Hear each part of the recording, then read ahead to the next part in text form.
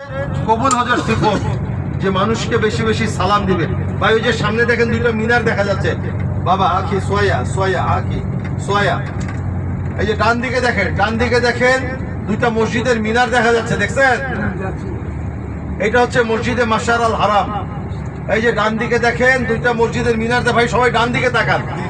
হ্যাঁ, এইটা দেখেন দুইটা মিনার দেখা যাচ্ছে। এই মসজিদটাই হচ্ছে মসজিদে মাশআর আল হারাম। এইখানে রাসূল সাল্লাল্লাহু আলাইহি ওয়াসাল্লাম ওয়াকুফে মুজদালিফা যেটা বলে, মুজদালিফার সেই ওয়াকুফটা ওনার এইখানে হয়েছিল, উনি এইখানে করেছিলেন। এবং এইখানে রাসূল সাল্লাল্লাহু আলাইহি ওয়াসাল্লামকে আল্লাহর তরফ থেকে জিবরাইল আলাইহিস সালাম ওহী প্রেরণ করেন এবং ওই খবর জানায় দেন যে ব্যক্তিগত দায় থেকেও আল্লাহ পাক বান্দাকে ওইভাবে মুক্তি দিবে। এটা হচ্ছে সেই মসজিদে মাশআর আল হারাম। আচ্ছা। আল্লাহ শুকর, এটার ব্যাপারে কোরআনে কারীমে বলা আছে, এই মসজিদের ব্যাপারে কোরআনে কারীমে বলা আছে মসজিদে মাশআর আল হারাম।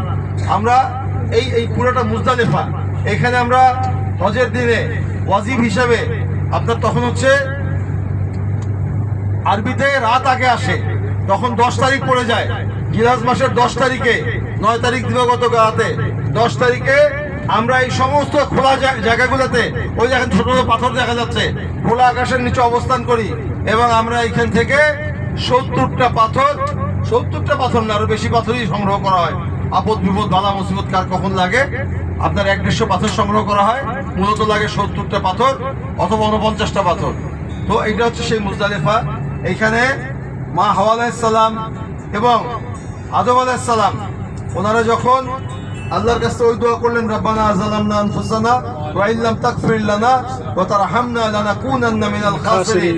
এই দোয়া করার পরে আল্লাহ যখন ওই দোয়া কবুল করলেন, তখন আরাফাতে ওনাদের আরাফা মানে মিলন হইলো, দেখা হইলো, আর মুজদালিফাতে ওনারা মিলিত হয়েছিলেন। আলহামদুলিল্লাহ, এইটার অনুসরণে আল্লাহ পাক কিয়ামত পর্যন্ত এই জায়গাটাকে আনে আলা হাজ্জাজদের জন্য রাত্রে আপনার এখানে অবস্থান করাকে ওয়াজিব করে দিলেন। এটা হলো মুজদালিফা। আমরা ইনশাআল্লাহ আল্লাহর দরবারে দোয়া করব। এইখানে সফরে আসি, এমনি মুসাফির আলোতে দোয়া কবুল হয়। আবার মক্কায় আসি, আমরা খুব দোয়া করবো আল্লাহ যেন আমাদেরকে ইনশাআল্লাহ এইখানে মেহেরবানি করে হজের সফরে ওয়াজিব আদায় করার জন্য রাত্রি যাপন করার তৌফিক দান করেন। সবাই বলে আমিন। এই যে বাথরুমগুলো দেখতেছেন ভাই, বিশ্বাস করবেন না, এই বাথরুমগুলোর চেহারা এত সহজ থাকে না ভাই। বাথরুমগুলো যে কি অবস্থা হয়, আল্লাহ পাক আবার ওর মধ্যেই সমস্ত লোককে আসানির সাথে সবকিছু করাই দিতে থাকে।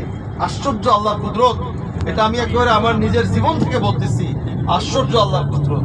আল্লাহ বান্দার জন্য এত সহজ করে দেয় সমস্ত, মানে এটা মানে কোনো মানুষের চিন্তার অতীত যে হজের সফর যদি আল্লাহ রাব্বুল ইজ্জত কারোর জন্য সহজ করে না দেন, কোনো মানুষের পক্ষে হজের সফর করা সম্ভব না। কারণ হচ্ছে এই সফরে এই পরিমাণ মুজাহেদা, ত্যাগ এবং পরিশ্রম করতে হয়, যেটা আসলে সুস্থ মাথায় চিন্তা করলে আপনার এটা অসম্ভব ব্যাপার। 35 লক্ষ লোক, 30 লক্ষ লোক এই জায়গা দিয়ে চলতে থাকে। এখন চিন্তা করেন কি হালত হয়, কি অবস্থা হয়। কিন্তু আল্লাহর মেহেরবানিতে, আল্লাহর দয়ায় আল্লাহ সবার জন্য এই সফরকে সহজ করে দেন। সবাই আল্লাহর রহমতে দেখবেন সমস্ত কিছু শেষে বলতে থাকে, ভাই আল্লাহ খুব আসানির একটা হজ করাই দিচ্ছে, খুব সহজ একটা হজ করাই দিচ্ছে। ভাই আল্লাহ শুকরিয়া, আল্লাহ শুকরিয়া। ওই যে হাতের ডান দিকে দেখেন মিনার তাবু, এই যে ডান দিকে দেখেন, এটাকে এই জায়গাটাকে বলে ওল্ড মিনা। এটা হচ্ছে মিনার তাবু। তো সবাই এটাকে বলে ওল্ড মুজদালিফা। আপনার এটা মুজদালিফা ছিল, কিন্তু যখন আপনার মিনায় জায়গা সংকুলন হচ্ছিল না, তখন আপনার মনে করেন যে এইটাকে এজমা এবং কিয়াসের মাধ্যমে এইটাকেও আপনার মনে করেন যে মিনার অন্তর্ভুক্ত করা হয়েছে।